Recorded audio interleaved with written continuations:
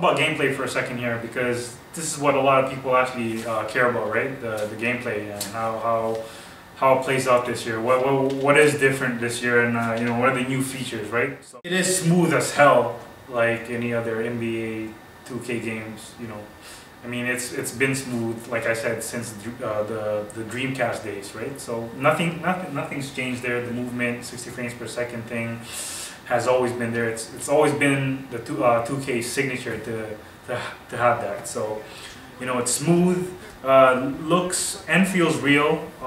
Controls are tight. Still have the options to use both analog and the buttons, the digital, to shoot. What I love about this game is how you actually use the left analog stick for your movements and crossovers. Simple, but still challenging, because it's still your job to actually control the player, you know, to execute a proper drive or play, right? So nothing much change with the controllers, because why change something that isn't broken, right? So a la NBA Elite, so I don't know what's going on there with the 2 analog sticks. What's that about?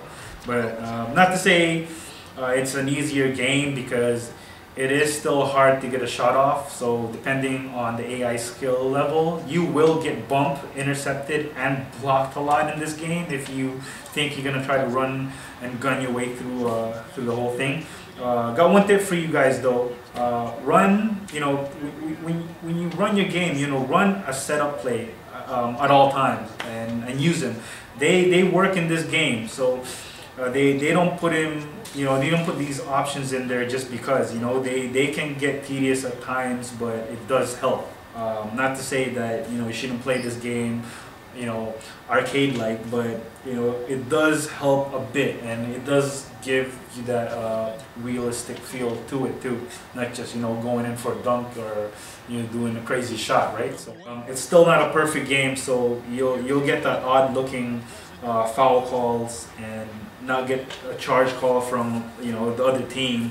You know, for example, I had like Nash just like plow over like Dwight Howard and not get like you know the proper call, like, you know, like a charging call or maybe like a blocking foul from Howard or something like that. But like little stuff like that doesn't really bother the game, because, you know, you'll just end up playing this game and have those stupid things happen and like forget about it, you know, on the 4th quarter, right? So stuff like that doesn't really matter, right?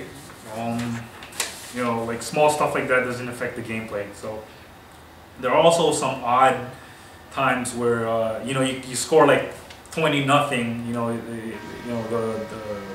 the 1st quarter or something like that, and then, you know, you'll be leading the whole game. You'll be leading the whole game until like say the end of 4th quarter, and suddenly like the AI would actually like, for some reason, just start catching up, you know what I mean? And this happens a lot, you know, they start catching up and like suddenly, you know, you're down by 1, and then at the end of the 4th quarter you lost by 5, you know what I mean? Which I guess, you know, gives a little bit of a little bit more realism into the game, you know. Teams do that.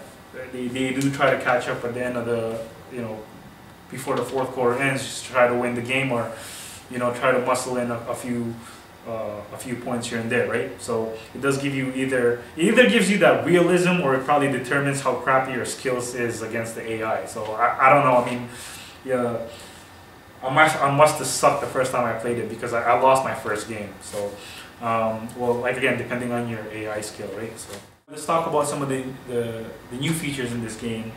You know, the newest thing in this game is pretty obvious. You know, you got Michael Jordan on the cover.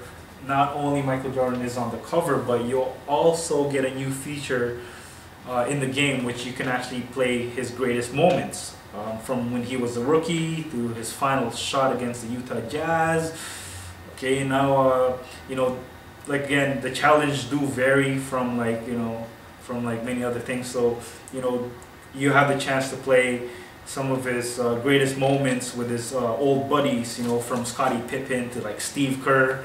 And so on and so on. You'll also play against some of the greatest. So from like Clyde the Glide himself, and, you know, the mailman Karl Malone himself, you know, and among other guys, there's a whole bunch of players that be playing against in one his greatest moment challenges, right? So, like I said, if you're a Michael Jordan fan like I am, you'll greatly appreciate 2K for putting this feature on, just because they brought back the golden era of basketball. I guess, well, my golden era anyway, and also give some of the kids who actually never grew up with Michael Jordan and stuff like that, and that missed out on some of the greatest games that he had. Now kids can actually go back and actually play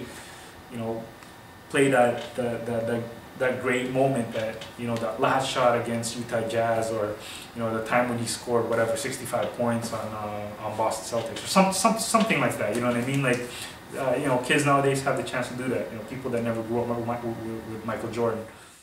Okay, guys, so we're gonna talk about sound. So last but not least, right? So okay, this is where 2K actually shines, right? So let's talk about sound for a second, because 2K was actually one of the basketball games back in the day that actually changed the whole play-by-play thing. They tried the whole seamless commentaries and announcers and stuff like that, right? So play-by-play stuff. They tried doing it, but it still does get repetitive. It was repetitive then, it's repetitive now, right? But this is gonna be like the only basketball game that you're gonna be playing for the rest of the year. So you just gotta live with it. You know what I mean? I mean, you still have the option to mute it if you don't like the commentaries and stuff like that, or the announcers or the play-by-play stuff, right? If you don't like none of the stuff, you can mute it. But I think it's pretty good. I think it still adds a bit of realism. So I think 2K shines right there. They like I said, they've always shined when it comes to sound. You can't forget a lot of the sound effects. I mean, from the ball hitting the hardwood floor when dribbling, to the loud dings and dongs when the ball hits the rim, when you miss a shot and stuff like that, or like the slight swish and a little bit of the graze from the rim. That sound it's so authentic, you know what I mean? It's so realistic. I mean, you would have to, you'd only appreciate this if you actually play basketball in real life. The crowd screams, shouts, and players chatter is very well done. Again, you would only probably appreciate it if you actually have a 5.1 surround sound system. Guys, I am using the X41's wireless, uncompressed digital surround sound here, 7.1 in your ears, and if you have a sound system that supports 7.1, plug this in, get the nice 7.1 surround sound in your ears. So these are not only used for FPSs, but also sports games, especially like football games. Man, these sound amazing on these. So purchase one of these things, man. You get awesome sounds. And to tell you the truth, all games should actually support Dolby Digital, because it's a thing right now. You have to have that in your game, because a lot of people are getting into the whole home theater thing and headsets and stuff like that, right? So it'd be cool if a lot more games actually integrate a Dolby Digital in their games, right? And actually a lot of games have been doing that. So talk about presentation here a bit. All in all, it is not a perfect game yet. They will come up with a perfect game, I swear. If not on this console, maybe the next generation console, because 2K has always been, up there.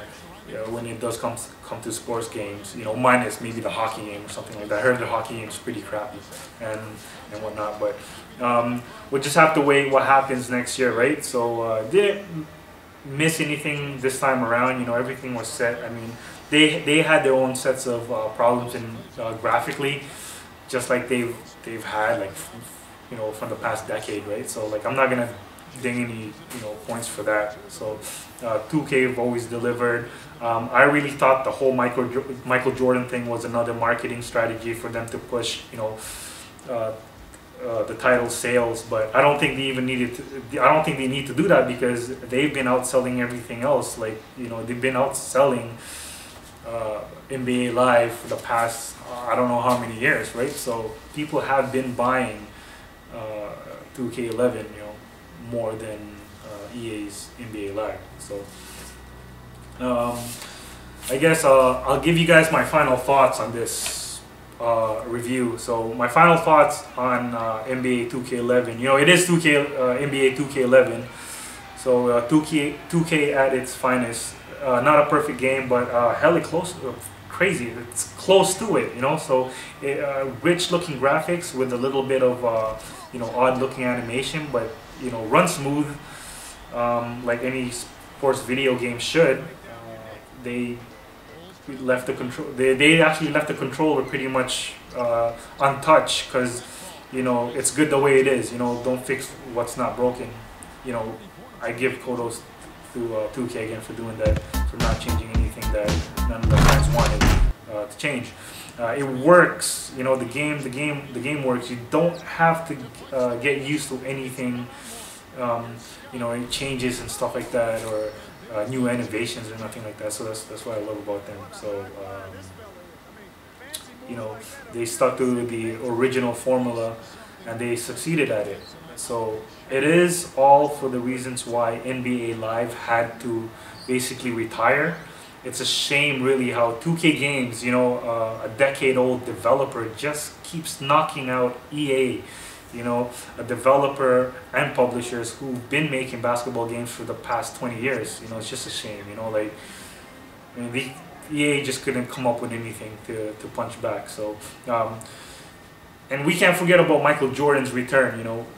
Clearly, like I said, it isn't a gimmick. You know, the greatest moment features on the game actually works. And it's pretty damn good. You should try it out, and no games out there have actually tried anything like this, so that makes the game unique. So guys, it is a must buy. Go buy the game, alright? This is Gamer Tag Apocalypse for Cataclysm Studio. I'll see you guys again next week, you know, for the Medal of Honor review. Alright, peace out. Game on, guys.